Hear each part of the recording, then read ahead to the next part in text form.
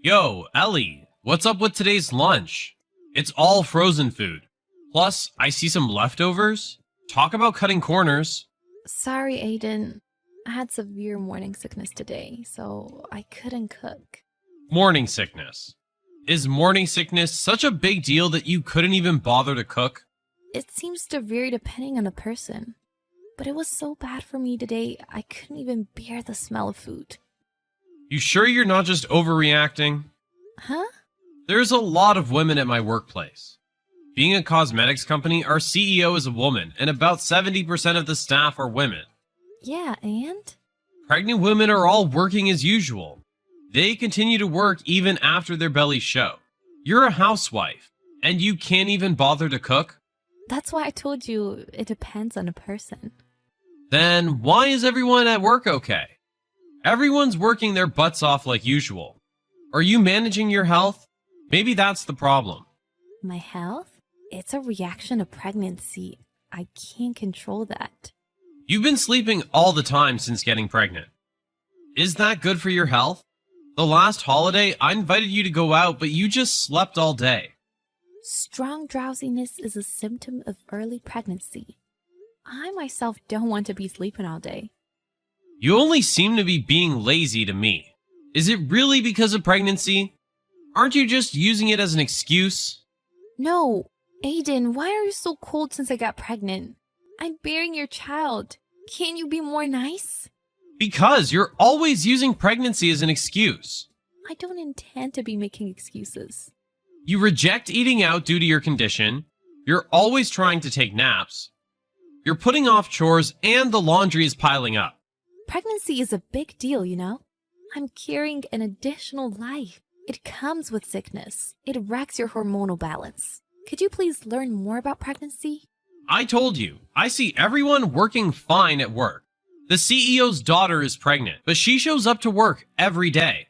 I think she's in about the same stage as you. Don't compare me to others. My sickness is severe. I've seen so many pregnant women at work. That's why I can say, hey, let's work out this weekend. What? You need to move around. It's not like I'm sitting on my butt all day. I go shopping, clean when I can. It's not enough. You need to move around more to accommodate that additional life. What kind of reasoning is that? That's impossible. Don't you say impossible. It's no doubt due to your lack of exercise. You're making me worry. I'll be coaching you. Don't worry. Ellie, I got off work early today. You cooking dinner? If you haven't started yet, I want fish. Sorry, I can't. Huh? I feel so sluggish. I have a headache and nausea. Come on. Did the exercise give you muscle aches? It's not muscle aches. It's because you forced me up when I'm sick and made me exercise. I'm really sick today. Go eat out or get delivery. What? I got off early today. You're so weak. It's not that. Pregnant women need to exercise. Lying around is only going to make you fat and cause disease. Ellie, you've gotten a little plump lately. I'm pregnant. How am I not going to gain weight? The doctor says it's optimal weight. I'm not fat. What about the sickness? She says to take things easy. I even got herbal medicine for the sickness. Is it helping? It's not that simple. Then you need to work out. Are you listening? The pregnant lady I talked to at the clinic also said that exercising should be limited. She only walks to work. See? That's it. She works, right? She walks to work and must be moving around at work too. I hear she does desk work. But she has the energy to work. You see? It's because you're being so lazy that you feel sick. Seriously, are you listening? The sickness depends on the person. I'm trying to improve things for you. Why do you not appreciate my kindness? The doctor can't do anything about it. Why would you be able to? Helping out with chores would make things a lot better. There you go, trying to weasel your way out of work. You women, always using pregnancy as an excuse. What? There are lazy ones like you at work too. Though very few. And they all end up quitting. You get it? They're not needed. Your company has good benefits, right? But a lot of people in my department quit. No work, no pay. Don't put it that way. You're pretty high up in the ranks. You need to be more considerate. Enough. Just do as I say. You can rest today, but go pull out the weeds tomorrow. Alone? I've got work. It's not that much area, you'll be done in a day. I might not be feeling better tomorrow. But you're not sick. Women must have had it a whole lot worse back in the day. No washing machine, no food delivery. Even taking a bath required chopping wood. Compared to that, look at you. How many centuries ago would that be? Women have always been bearing children, no matter how hard life was. You live in such an industrialized society and you still complain? If you can't manage your health, don't have children. How dare you say that? Because you're too lazy. Get some exercise and get healthy. Ellie, I heard your message. You got taken to the hospital? You're so pathetic. What? That's why I warned you so much. It's because you don't work out, idiots. I bet you haven't even done the weeds. Mr. McFadden, your wife, it's too late. Huh? Who's this? Are you not Ellie? This is Wendy.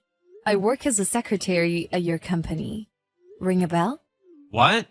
The CEO's daughter? Yes. Oh, please, pardon me. But why do you have my wife's phone? I met Ellie at the clinic. I brought her to the hospital. I had a checkup scheduled today. My mother was driving me and I happened to see Ellie looking ill. I see. I apologize for my wife troubling you. She can't even manage her own health. It's quite embarrassing. I've always been telling her to not be so lazy. Are you serious? Yes? You've got some nerve talking about your wife like that. Huh? Why did you force her to do chores until she crashed?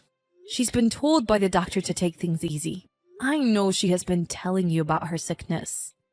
And you make her pull out weeds? Well, she really just spends all day laying around. I only recommended she get some exercise. I've been told it was forced on her. You pulled her out of bed and forced her to exercise. She tends to pretend to be sick. She's pregnant. Pregnancy is a big deal. But everyone at our company is working just fine.